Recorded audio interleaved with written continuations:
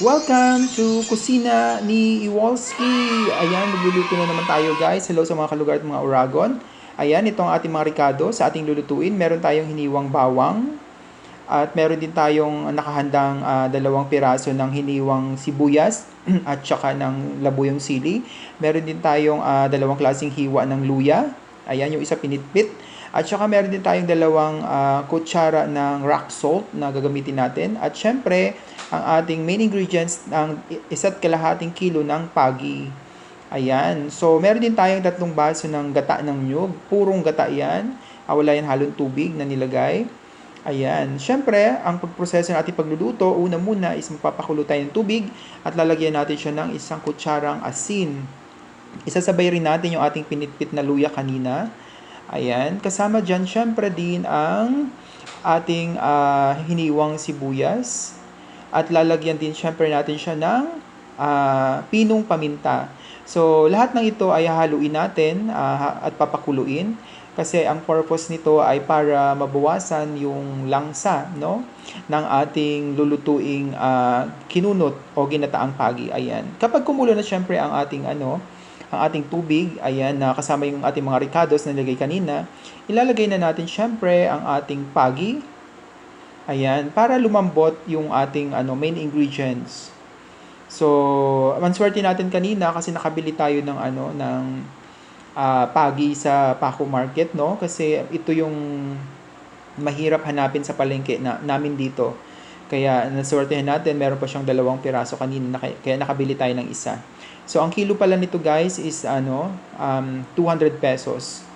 Ayan. So, ito na yung itsura niya. At syempre, yung proseso, ayan, makita din natin. Syempre, ayan, yung paglaga na ng ating pagi. So, syempre, para makita natin kung paano siya maluluto, ayan, dapat is makita nyo na tumitikal na ng kaunti yung kanyang balat.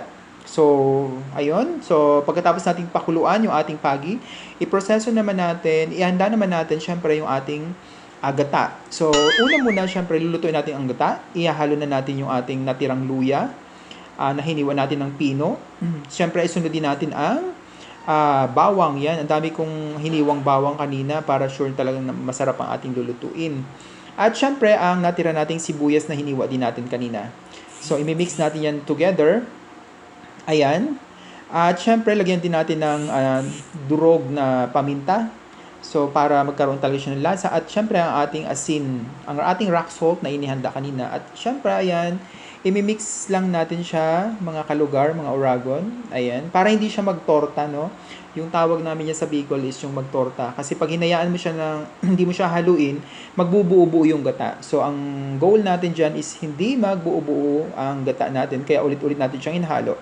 Siyempre, at ayan, pagkatapos natin pakuluan ng ating pagi, ang ating main ingredients, ipapaano natin siya, tawag doon, papalamigin natin siya at syempre dudurugin na natin siya. Ayan, so medyo mainit ito guys. Ayan, kaya tinry ko din na lagyan siya ng running water pero hindi talaga kaya.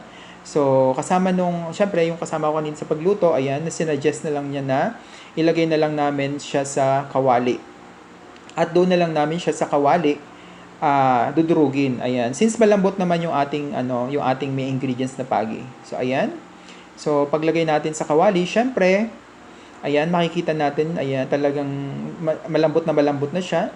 Kasi yung iba talagang humihiwalay na siya doon sa kanyang mga tinik, no, o mga buto-buto niya. Ayan. So, imimix lang natin siya all together. Ayan. Ako, ang sarap naman talaga nitong niluluto natin. Actually, matagal na namin itong plano dito, guys. Na makapagluto kami ng ganito pero talagang mailap yung ating main ingredients na pagi.